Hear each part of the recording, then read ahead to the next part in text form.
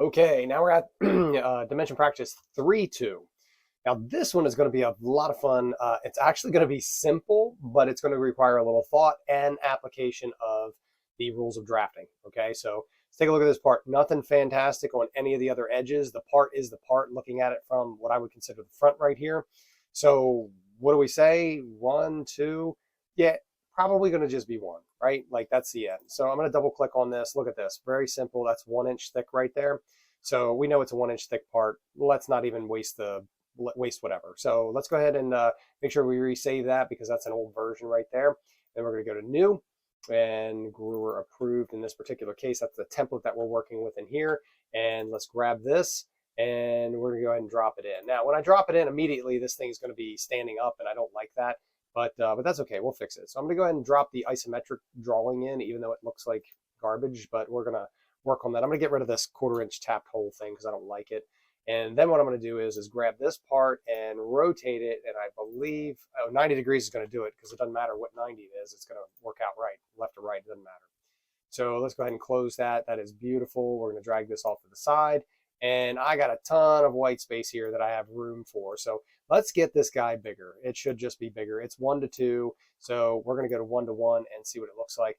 Okay, so that's huge. We could probably adjust that, but I'm not going to. Okay, so we're just going to use all of this here, but we got to make this guy a lot smaller. So let's work with him real quick. Do shading with edges, and then we're going to go down to the scale and use the custom scale. And what I may do is 1 to 2, and we're going to see what that looks like. We might be able to get away with that. We might be able to get away. We might have to shrink it a little bit more. And you know something, it really doesn't matter all that much. So yeah, let's go ahead and shrink it a little bit more as soon as I find the scale. Whoops, I moved it out of the way. So we're going to go 1 to 3. Okay, so we're going to drop that down. And there's a reason for that because you want to see this. Now I have my layout the way I want. I got plenty of room for all my stuff. You can still see the part up there in the corner. So let's get to dimensioning. Let's do our overall. Now, this is where it's going to get really interesting. Check this out. We're going to go from here, this radius, to this. Look at what's happening. Immediately, it's going right in the center here. But I don't want it right in the center. Why is it doing this to me? Why? Well, that's the way it works. Now, there's a couple things that we can do with this. Like, for example, since we grab those radii, we can drop this dimension here and then go over, okay? And we can actually change the condition of this. So if we have this guy highlighted, which we still do, we can go up to, leaders, and we can modify where the leaders go. And then I'll explain. So arc condition for the first arc and second arc. So I grab 2 arcs. So this arc 1, arc 2. And you can say, hey, what's the minimum dimension it can be?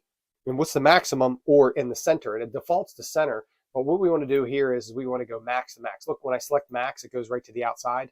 All right, now that we're doing that, sorry, I didn't mean to hit my mic there. Now that we're doing that, we also need to do something else. We got to go over here to the dimension text, right where this is, and click the little thing here. Why are we making this a reference dimension, Mr. Waters? Well, because remember, you do not, as far as the rules of drafting, you do not measure to the outside of a circle. Okay, you don't do that, or an outside of an arc. But you always give the overall dimension of a part, overall size, even if it ends up being a reference dimension. What? Yeah, because as soon as I give the radius to this and I know where the center lines are, I know exactly how big it is. But since the rules dictate I put the overall dimension on there, then I need to do it, but only as a reference, because I'm not going to use it for manufacture, just for reference. Hey, listen, I don't make the rules. This is what they are, though. Okay, so bam, we got that. So 6.5. You saw I did that. I used leaders to go to maximum condition here to get what I wanted. Back to the value, I selected this little the parentheses, and it tells me it's a reference dimension because, again, I'm not really supposed to have it, but I have to have it. It's an overall, so got to have it. But it's a reference dimension because I already should know what the value is, predicated on the arcs that we're using. Now, we're literally going to do the very similar thing here, but it's going to take a little bit extra, or a little less time and room. I'm going to go here to here, and I'm going to go out here and just drop this overall dimension. But over here where the dimension text is, I'm going to do this as well with the parentheses, because I'm going to know what that value is as soon as I provide the radius. Okay, so again, this is not the appropriate way to actually do this, but it has to happen because of the type of type of dimension it is. And then of course the last thing I'm going to do is I'm going to go over here as far as the overall goes. I'm going to drop the note in. If you remember, that was 1 inch thick. So note 1.000 inch thick. Okay, it just makes it easy, and I got a lot more room to drop my dimensions and stuff like that. So that's why I wanted to do this. So now I got my reference dimension over here, and oh man, this is really frustrating. I'm going to refresh that just to get rid of that. Now, where are the real dimensions going to go, and what real dimensions do we need? All right, so follow along with me with this one. It's going to be tough, but I promise you, it was in the videos at some point. So it's the rules of drafting. So here we go. Now we need to know where the center of these arcs are, which the cool thing is it ends up being literally the center of these circles too. You can kind of see how the arc tangent right here is about the same. And if you want to kind of verify yourself, you can absolutely do that. You go over here, and I got to move some of these menus out of the way. So just pardon me 1 second. I'm playing with the screen recorder stuff because it's blocking what I'm trying to get to, and it keeps making me go into a drawing here. So finally, there we go. So center marks. I'm going to go over here. And this is not a circle. This is an arc, so I'm not going to select that, but I'm going to select this, and it gives me the center point here, that right there. Okay. The other thing I may end up doing is I may just go ahead, so for clarity's sake, is go ahead and put a center line, which I can do. I can do it this way. I can go here and just select this and this, or I could actually draw it in myself. But I'm going to put the center line right here just for kicks. All right. So anyway, we're going to get rid of the center line, and now we're going to go and get the real dimensions in there. So now I'm going to select this and this. Look at that. It defaulted to the distance between the center. Now, the cool thing is if you look at it, it went to the center of this circle, which is actually equal centers with this. So this circle and this arc they're concentric, essentially. If this was a full circle, they would be concentric circles. So that's great. So now you're telling me that now I know that the distance between those two holes, and then the fact that there's a center line right here is basically telling me that it's actually the center line of the part. Okay, so now listen, if you're just like, well, the center line doesn't go all the way through, well, you could select that and then like blow this up and then like grab the end, if it'll let me do it. Yeah, I could stretch that out. I don't know if it's the right one or not. Nah, it's the wrong one. Stretch that center mark or center line out. I don't think I got the right one, but you get the point here. And we'll clean that up. But basically, I got the center line. And if you don't like it, you can kind of like redo them too. So I don't want to spend a whole lot of time with the video because I'm sure you don't want to see this. But like, here's some options.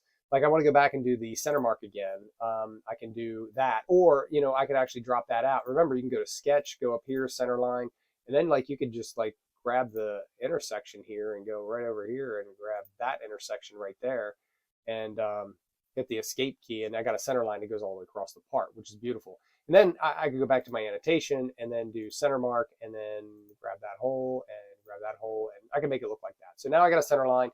You can kind of get an idea of what's going on here. It just kind of helps out for clarity. But anyway, so now that I got this, now you know what the whole center is between these two. And you know they're on the same plane. You know it's all straight and center. Okay, so that's the end of that.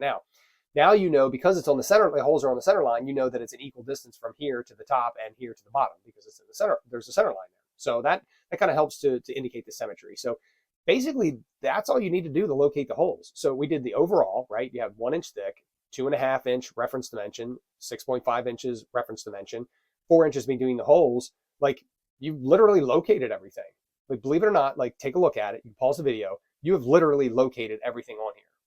Okay, now unpause, whatever you're gonna do. Now we're gonna go and do the size, right? So let's do this first. Hole call out because I just want to. All right, so we're gonna go over here and I'm gonna try not to cross extension lines and stuff like that, but we're gonna drop it in. Look, 2x 938 through all, 1 inch 14 through all. Bam, we got that. Okay, so that basically gave us the size for that, and thank you very much the person that designed this because they used the right tool to do it. Then we're gonna go back over here to Smart Dimension, and we're gonna go ahead and drop in this what the radius is. Okay, so look at this. You have a radius of 1.25. That tells me that it's 2.5 inches tall, right? That's the same.